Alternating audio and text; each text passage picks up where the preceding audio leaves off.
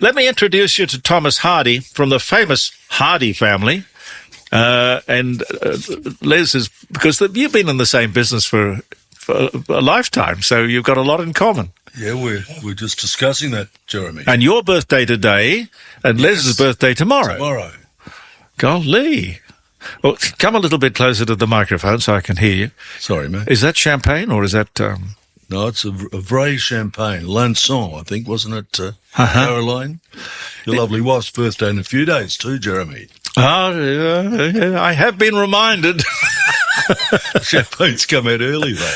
Anyway, congratulations and happy birthday.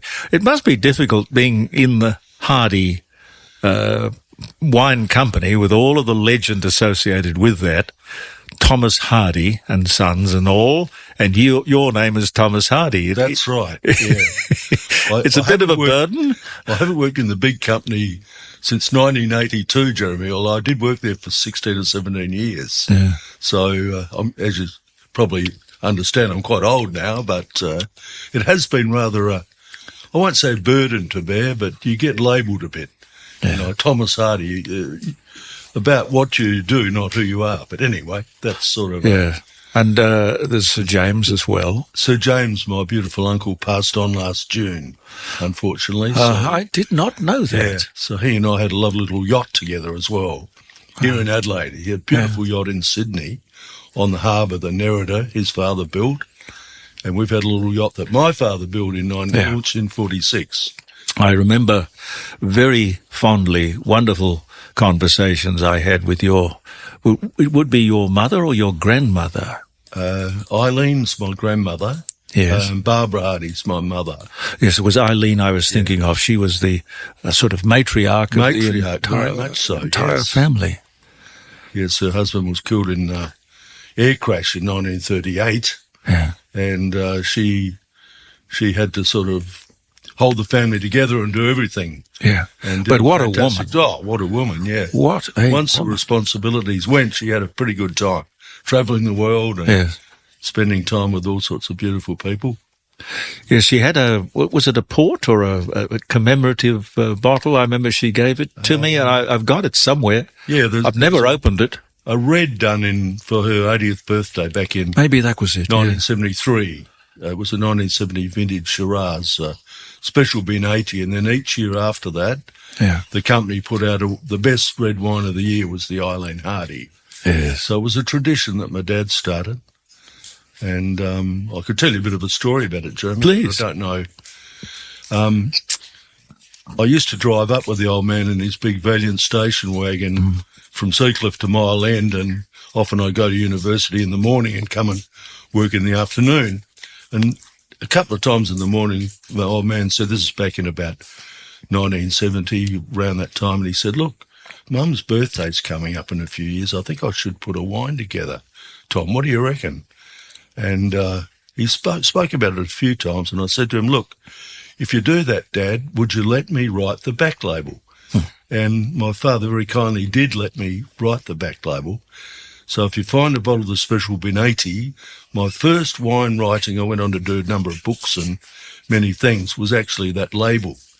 So I don't see too many of them around now, of course, because the wine's... Do you remember what you wrote? Pretty old, but so we're very much a family, so... Do you remember what you wrote on the back? I do, kind of. I probably have to look at the fine print there. No, it was about her lovely nature, basically. Yeah. And, You see, the wine industry fascinates me. I got to know the Penfolds reasonably well. And, of course, there's the Hardy family. And they were always... a lot of them were doctors. That's right. The Hamilton family, there's doctors everywhere. And there's so many South Australian famous wine families that, you get lost in the in the herd of it here. But who owns Hardy's now? Oh, it's a company called Accolade. It's a private investment company. Yeah. But they bought a lot of other things, Grant Burge and Petaluma wines, and they have a very, very good stable of wines. But yes, it's, the big companies, like in a lot of industries, have sort of scooped up probably 80% out of the of the wineries around Australia. But I don't know, is it a good thing, or is it better for wine companies to be in the hands of families? Because it does give you a bit of clout. I mean, in some overseas markets, people can criticise Penfolds, etc., but, they do give Australian wines a presence. So, and their wines are expensive, so it gives everyone else a chance to put a reasonable value on their wine. A notional value sometimes, but at least it's a bit better to start up high than down low. Yeah, when I go into the Dan Murphy place, you get snowblind. I mean, the amount of wine and the labels, endless brands. That's right. Confusing. It is a bit confusing, I must say, but at least they do have a fairly good range. Dan Murphy's, he was a wonderful man. Yeah. The old bloke. Yeah. But, he sold out, I think Woolworths own it now, don't they? Yes, that's right. Way back just after he was sold out to Woolworths, so I knew him quite well in Melbourne. I worked for Hardy's in Melbourne for 7 years in the 70s and got to know Dan very well, and he was a wine writer for The Age at that time. So every Tuesday, everyone would pick up The Age, and he's a wise sort of writer and a good man, and about 30 years later, maybe 20 years ago, I got a call from him. I was actually happened to be in Melbourne, and he said, "Tom, I understand you've written some wine books." And I said, "Yes, Dan, that's right." He said, "How could I get to see them?" I said, "Actually, I'm in Melbourne. I could bring them over if whereabouts are you?" And he just bought a second store. He used to have the lovely old arcade in Paran, which he had started the Vintage Cellars. But then he went out to Alphington. He was sort of settled that branch in, and he bought a couple of other places and opened them up. And he said, "Look, I'd like to have I showed him the books, my pictorial wine atlases. He said, "I want them in all my stores." I said, "Oh, that'll be a bit difficult, Dan, because they're no barcodes, and I have to deal with Woolworths and be too complicated." He said, "Don't worry about that." Picked up the phone, rang some bloke at Woolworths and said, "Tom Hardy's dropping books into these stores, and just refer the invoices to me." And so he is a bloke of great character, I think. Well, he built a huge and successful company. Exactly, and he was a bit like Glenn Evans, one of the real pioneers for making wine popular. Yeah, and I have fond memories of Dan. When I see the job they did on him in their sort of caricature of... Oh, and the ads, you mean? Oh, sorry, I don't want too negative, but... Oh, well, you don't think it rings true. Nothing like him. No. It's amazing who decides these things. But also, the thing I love about the wine industry is the characters and the fact that it's always built around real people, real personalities that here in South Australia in particular, you actually bump into. Yes. I mean, Wolf Blass was one of those, still is, one of those larger-than-life. In his 90s, and very fit man for his age, and still a real powerhouse. I mean, I had a project recently, and I'd really want to get Wolf's opinion about it, and so I sent him a letter and a bit about it, etc., and he wrote me back a very long, very well-thought-out letter, and he's obviously spent some time on it where, he's probably worth hundreds of millions, and he's done his job, but that's the sort of person. Oh no, he's a very real, individual. Books, he was one of my biggest supporters. He's been a guest. In fact, he's signed the guest book that you just signed. Very good. The characters in the wine business. You do get some good people on occasionally. Oh yeah. We work on it. We do. What did you get for your birthday? Oh, I'm having a champagne, courtesy of your good wife now. But good. I haven't really.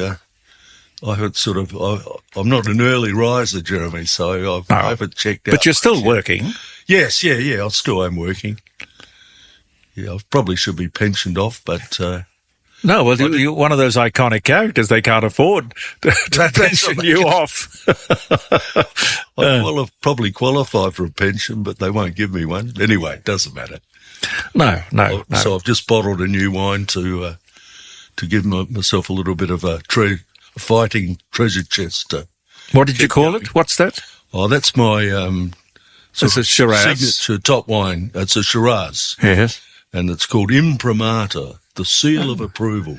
The Imprimatur. So I was wax sealing them, but this one's got the luxury screw cap that you can't see the screws in it. But Well, I remember the angst that was going on when this whole screw top thing was being talked about. I don't know whether it was a shortage of cork from Portugal or what it was, but clearly the industry has mastered any opposition that there was to the old-fashioned pulling the cork. taken a bit more time and still probably a little bit behind the times in some countries, France and things. But I spend a fair bit of time in France, normally about 5 months a year. Oh. And I've got a little cottage in the Cognac region. Yeah. But I do notice that there are some screw cap wines in supermarkets and liquor stores there now. Not cheap wines either, quality wines, which is heartening to see because the corks, cork's never perfect, so you're always going to lose probably 2% at least of wines are going to be somewhat affected by the cork not being 100%. And because we're a long way from Portugal and not a big market, I don't think we get the best corks, even if you pay for them. No. Because they're more worried about Chateau Margaux just over the border complaining that they got crooked corks, but down here in Australia, but it's a bit far away. It would have been a very brave thing to have a good wine and say make the marketing decision that you are going to go with the screw cap. Yes. You could never test the market to the extent where you could be fully comfortable doing it because there's a lot of tradition and show and I don't know what romance associated with the bottle of wine and the corkscrew and the smelling the cork. The presentation, when a good sommelier waiter opens the bottle properly, it's an art. But I think, Penfolds have even bottled things like Grange, some under screw. So it's sort of They had put Grange on a screw cap. Giving people an option. Because there was a service they ran whereby you could bring your old bottles of Grange. Recorked, that's it. Get them recorked. And topped up, etc. They still do that. Yeah. I don't think I would ever have a bottle of wine that needed to be recorked. Cork comes out of it, that's it. I think so. I think so. What's it like living in France? It must be fun. I love it. I've got a little cottage on an island, river. It's old lockkeeper's cottage, so I've got water flowing around me and a lovely public gardens opposite, and so I love it because I get 2 springs, 2 autumns and 2 summers a year, and no winters. Just follow the sun. That's it. No, makes a lot of sense. Is it near Brittany Higgins? Is it near Brittany Higgins? Tony wants to know. She's got a chateau, not a cottage. That's it, yeah. No, I couldn't fund that. I didn't get all that government money, so. No, it's funny about that.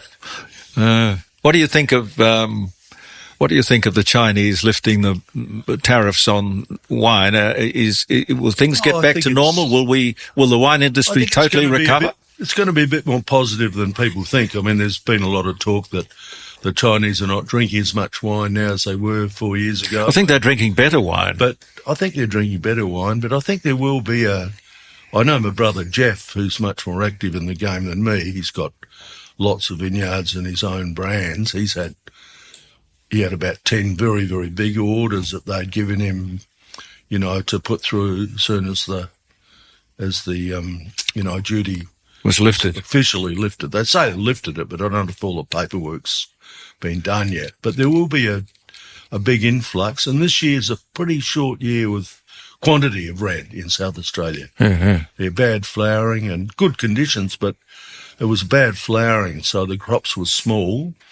And last year was fairly small. There's a lot of wine in the system, but if the demand increases like that and there's another short vintage next year, probably in 2 years' time there'll people screaming out for red. You know, Yeah, I saw a story. It's like that, goes up and down. And Oh, it round does. in a circle. You can't predict it. You can't protect yourself from the vagaries of climate and all the rest of it. But I saw something on television the other day where, because of the wine glut, I don't know how many billions of litres of red wine they say they have, but here was this guy, almost broken-hearted, with a backhoe, tearing out his vines that he could remember planting himself, and it almost broke his heart. It probably did break his heart.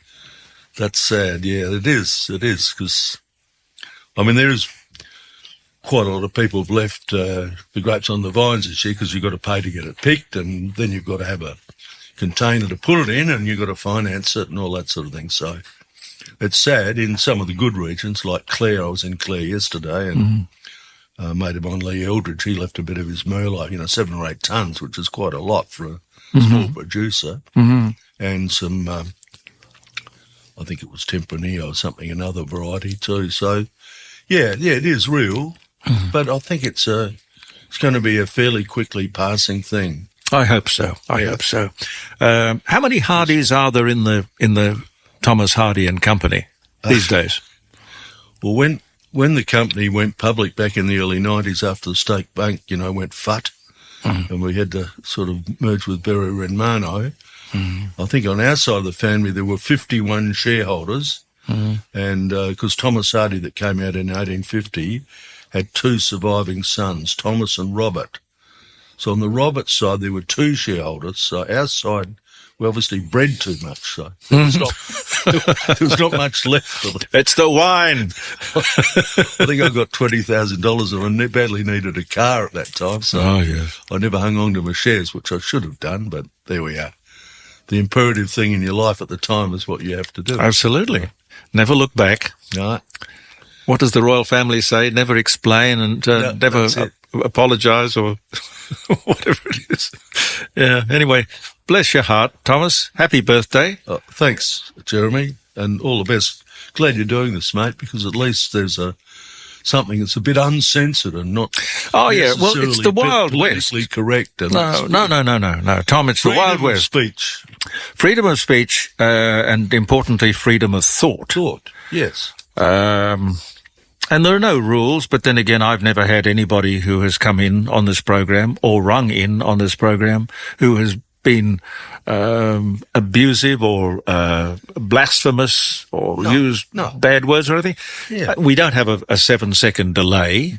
So, fantastic. It is real response. Yeah. Yeah, it is real life, real radio, with the advantage that this program goes around the world. Fantastic. Because we've been getting a call from Leighton, who lives in Tokyo, and it gives you statistics about how many people that too. In. It's all that sort of stuff, isn't it? But the disadvantage is that I can't take a call and then stack it and then wait. It's tricky. Yeah. Look, we're working on that. But Tom... Oh, well, it's... I love your studio, mate. Well, yes. I want one like this in a home. Actually, I want the home first. Look, I could organise it. Victorian high ceiling. Yeah. Look at all that beautiful there was work. It's one of those David Cheney houses. I don't know if you're familiar with the name. It is absolutely beautiful. Well, he specialised in, I suppose you could say, replica or...